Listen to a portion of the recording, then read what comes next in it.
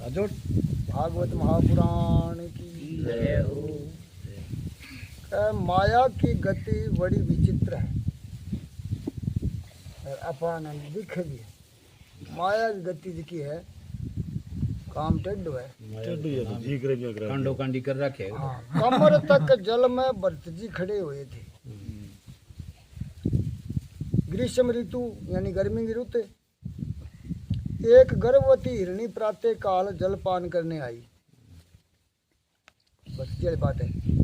इतने में कहीं से सिंह ने गर्जना की। हाँ, सब शेर आ गया। हाँ, वो शेर गर्जो। जिस समय हिरणी भयभीत हो गई, उसने सोचा कि गंडकी नदी पार कर लूं।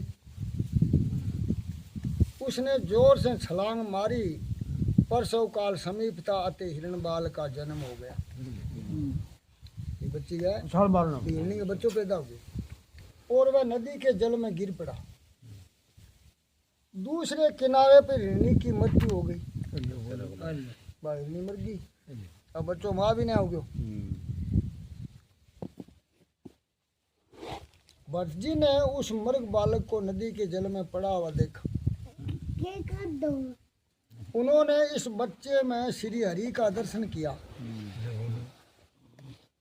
वह सोचने लगे कि इसकी माता की तो मृत्यु हो गई, सो जगत में इसका तो कोई नहीं रहा। तो माँ तो मर गई, अरे बिंगो कौन बापड़े को।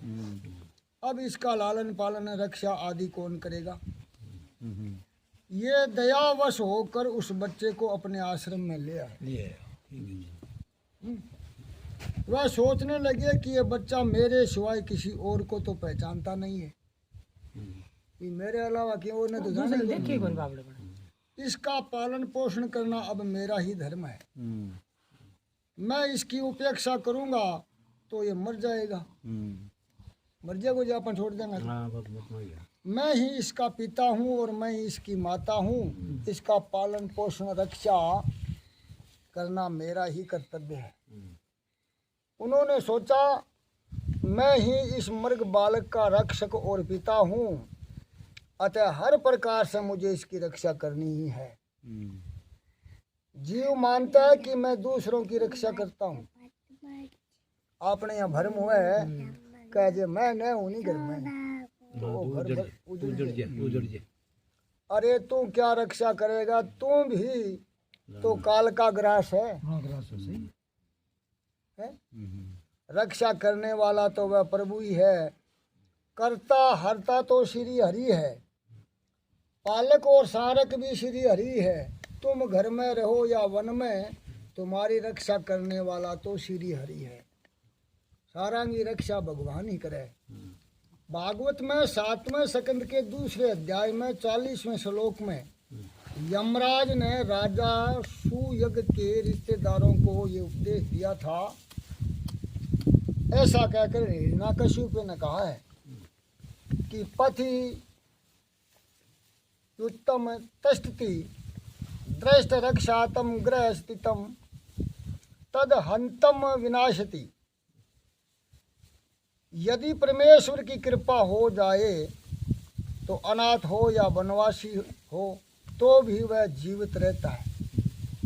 मालिक की कृपा है तो चाहे वो अनाथ है, चाहे वो वनवासी है, किया भी क्यों ना हो, ईश्वर कृपा है तो बिंगो मौज मौज है। और परमेश्वर द्वारा मारा गया जीवित घर में सुरक्षित होने पर भी जीवित नहीं रह पाता। अब कई घर में जीवता ही मरेड़ा है, मानचा में पड़ा है, भोग रहा है, वो कोई जीवना के मोन।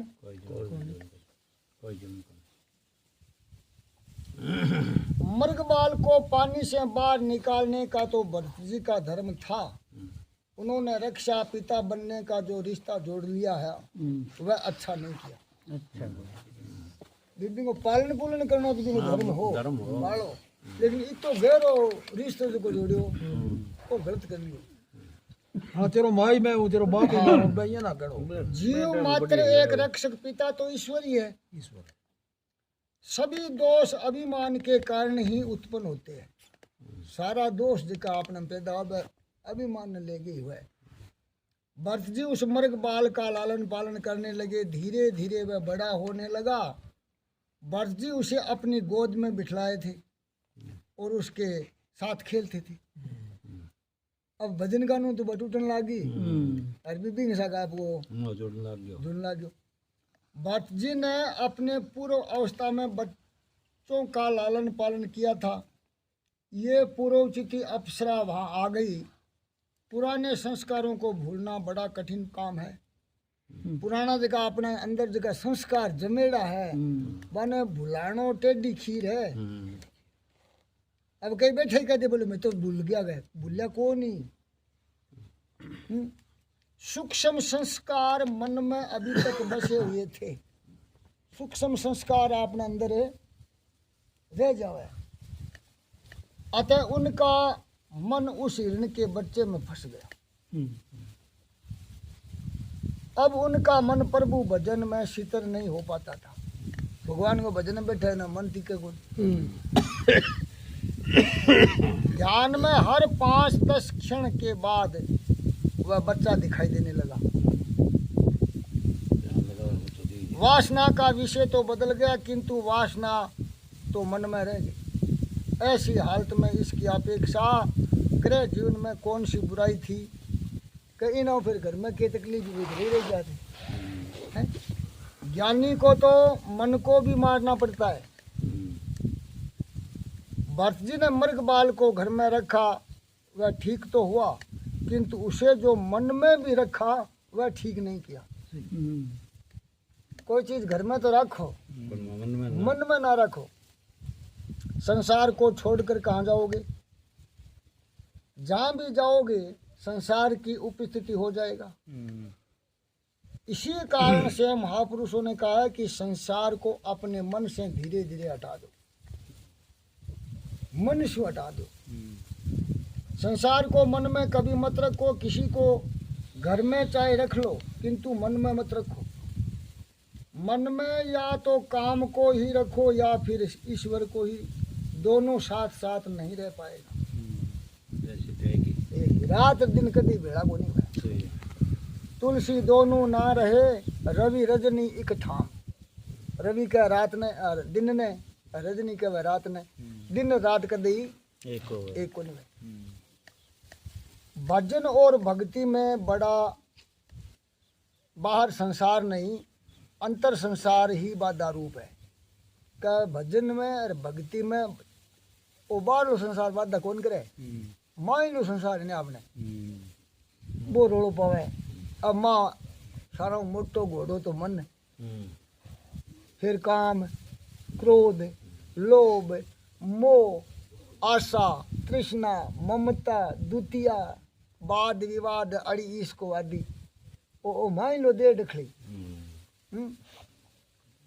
घर, राज्य, पत्नी, संतान आदि सभी का त्याग किया तो सही, पर अंत में वह उस बच्चे की माया में फंस गई।